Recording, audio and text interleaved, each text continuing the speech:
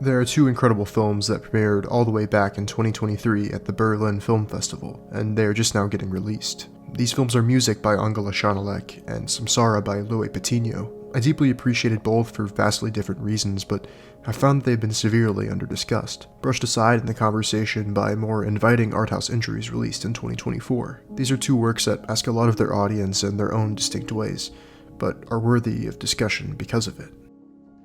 German filmmaker Angela Schanelec has carved out her own peculiar way of approaching stories even amongst her contemporaries in modernist European filmmaking, continually crafting films of extreme catharsis by way of opaque narrative constructions. Her films document reality, but are not documentary adjacent. They're filled with deeply artificial choices in the rendering of a sensible reality. Things like a traditional temporal logic or narrative structure are eschewed, instead honing in on a narrative propelled entirely by movements and gestures. In Music, her latest work is an elusive, almost surgically precise film, where its long static frames and pensive silences swell into unexpected moments of intense feeling. The film is a loose retelling of the Oedipus myth, using a familiar framework to anchor her stern and alienating formal and conceptual leanings. It's a tough film to synopsize because of how quickly it can move in and out of disjointed and abstract scenes, but the film begins with a nearly wordless sequence, where paramedics discover an abandoned infant with swollen, wounded ankles. One of the first responders takes the child home to his wife,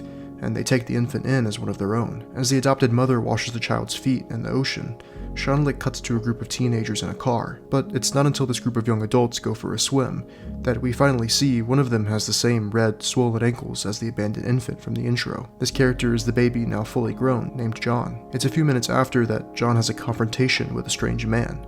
John shoves the man away, who then hits his head on a rock and dies. John is swiftly sent to prison, where he meets a young woman.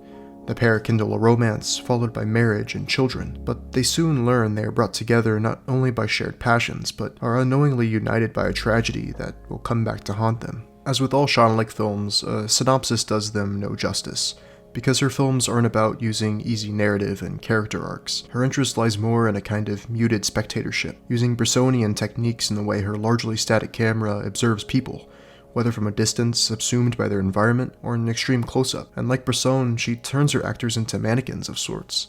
They are wordless, and she isolates single pieces of their bodies that are of importance to the image, such as hands, feet, or legs, and the rest of the body are cut out of the frame, of no importance. With this, Schanelec creates a tragedy that traverses the depth of grief and trauma through gestures and austere storytelling. The film is able to span years and locations within a single cut, and this abstract temporality can make the film difficult to parse, but having to decipher when the film moves forward in time is part of what makes it so absorbing, even with its interminable slowness. This liberation from the constraints of time is also a factor in drawing so much emotion out of this formal rigor and outwardly distant methodology that most filmmakers would be totally incapable of pulling off. Angela Schanelec's formalist and highly elliptical mode of storytelling at work here makes Music a tough film to grasp on initial viewing, but her many temporal shifts and narrative obfuscations and digressions, while occasionally frustrating, lend entirely to Music's distinctive allure. It's a film bolstered by some of the most alienating and austere cinematic techniques you could find, yet imbued with a startling catharsis. Music is a film that really digs at you, and you'll either let it overtake you or push it aside entirely, and that's the wonderful experience of an Angela Schanelec film.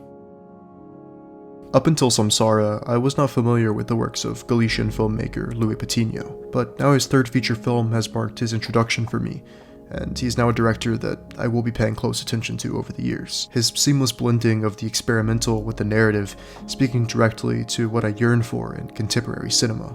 Samsara is a shape-shifting and traveling film in so many ways. Part fiction, part documentary, part sensory cinematic experience that takes place in two physical locations, Laos and Zanzibar, and a third entirely ethereal space. In the first passage, we find a teenager who regularly visits an ailing elderly woman, reading to her from the Tibetan Book of the Dead.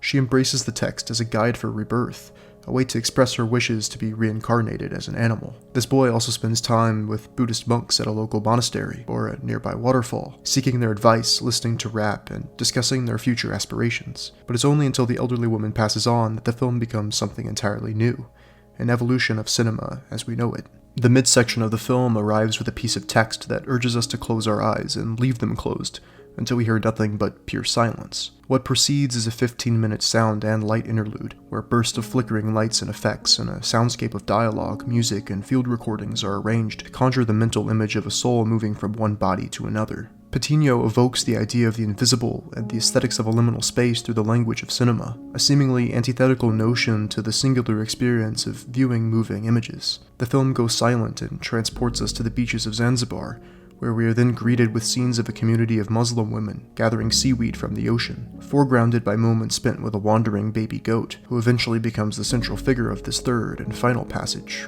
This traveling film is fittingly lensed by two separate DPs, with all three of Samsara's sections possessing their own striking, distinct aesthetic. The Laos segment is shot by Spanish cinematographer Mauro Herz, and it's defined by a mystical aesthetic language with expressionistic imagery and a vibrant color palette. The final passage in Zanzibar, now shot by Jessica Sarah Renland, is far less abstract and rooted more in the intimate and physical, drawn to a deep kind of observation akin to documentary film. The bifurcated narrative and stylistic approach very easily could have felt like two disparate pieces entirely divorced from one another, but the serenity and ghostliness of one passage, paired with the deep observation of the other, are of one complete and utterly transfixing piece. Samsara is a meditative and transcendent work, one that digs deep into cinema's spiritual capabilities while observing two unique and vibrant cultures with immense care and attention to detail. It's a film that gives shape to lofty ideas, giving form to the cycle of life, death, and rebirth through a mix of formal experimentations. Lois Patiño is toying with things completely uncharted in the cinematic landscape of today, and in turn you get something that feels like a true discovery, something downright new that has a truly purifying effect. Film is far from dead,